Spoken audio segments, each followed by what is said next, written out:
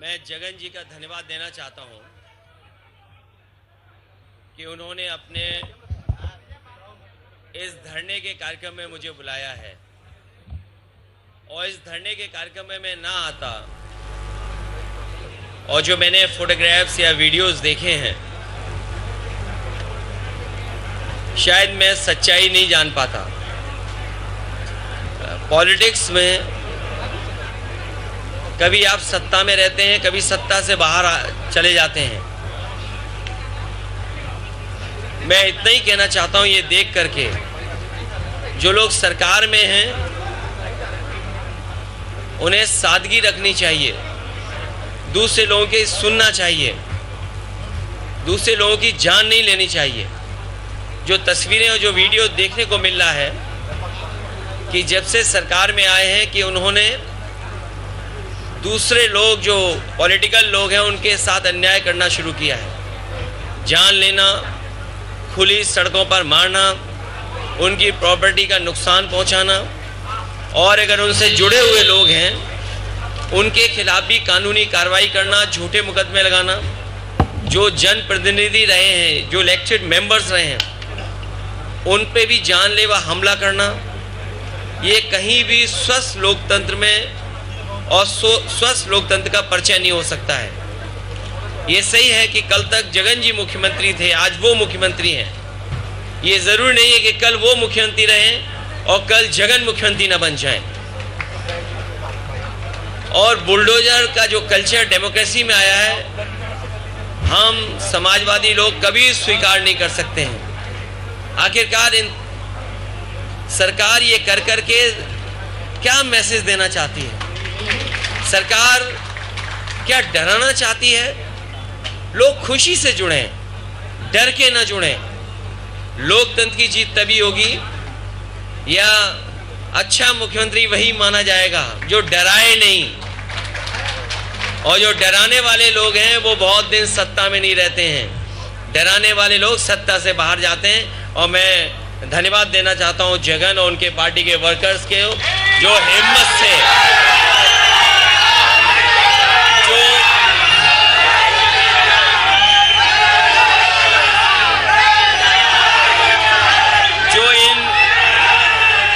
इन कठिन परिस्थितियों में भी अपने नेता के साथ हैं। और मैं देख रहा हूं कि जगन जहां नेता हैं लेकिन वो अपने वर्कर के बीच में हैं। जो नेता वर्कर रहता है वो नेता हमेशा बना रहता है। आज वर्कर्स के लिए लड़ रहे हैं, यही वर्कर्स हैं जो कल आपको लड़ करके वहां पर दोबारा पहुंचाएंगे।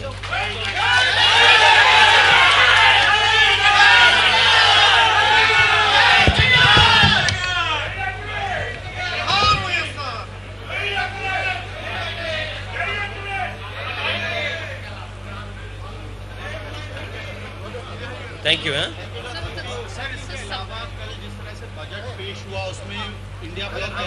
देखिए, बजट पे मैं इसलिए नहीं बोलूँगा, ये जगन जी का मुद्दा है, इसको आपको दिखाना चाहिए, बताना चाहिए कि वर्कर के साथ अन्याय नहीं होना चाहिए।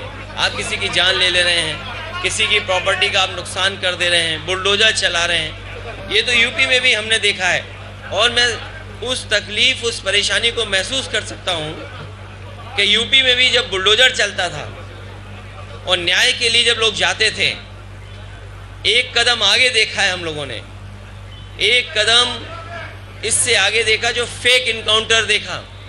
और शायद दुनिया में, देश में कहीं किसी ने ऐसा नहीं देखा होगा कि लाइव किसी को मार दिया गया हो।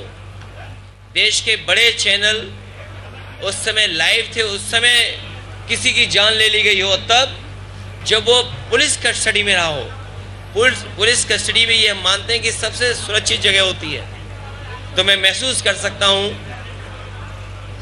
कि जिस तरीके से इनके वर्कर के साथ अन्याय हो रहा है, हमने अपने बहुत करीब वर्कर्स को देखा है उत्तर प्रदेश में। ये बात मैं इसलिए कह रहा हूँ कि कभी हम 3 लोकसभा के सांसद थे, हम लोग लड़े, सरकार से नहीं झुके। न केवल हम 37 एमपी जीते हैं बल्कि कांग्रेस पार्टी को भी 6 एमपी समाजवादी पार्टी के लोगों ने उत्तर प्रदेश में जिताने का काम किया। तो जनता ये देखती है और जनता अपना मन बदलती है। हो सकता है जनता ने वो बात न समझी हो, लेकिन आज जिस तरह का सरकार का व्यवहार है, कल जगन की पुरानी बातों को वो महसूस करेंगे, पुरानी पॉलिसीज़ को वो याद करेंगे, पुराने कार्यक्रमों को याद करेंगे, फिर एक बार उनके साथ खड़े दिखेंगे। बीजेपी वहां पे पावर में है, तो क्या आप चाहेंगे कि बीजेपी को इस तरह के वायलेंस को कंडेम करना चाहिए?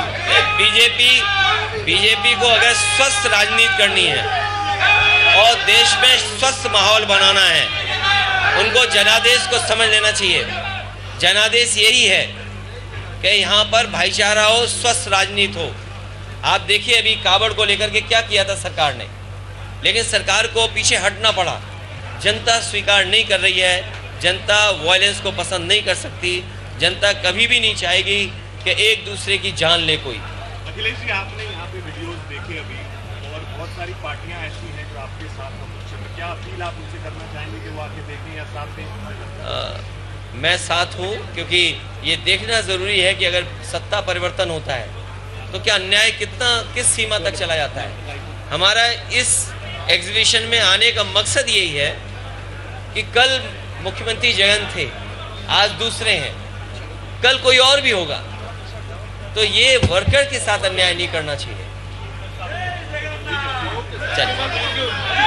चलिए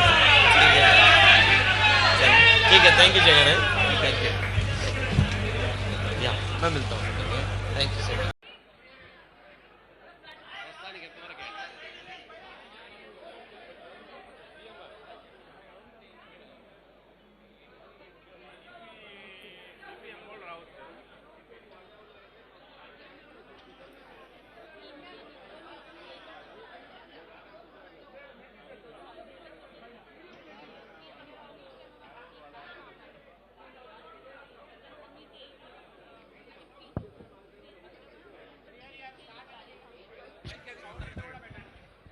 వీడియో ఆన్ చేయండి, ఒక్కసారి వీడియో సౌండ్ కూడా సౌండ్ పెట్టి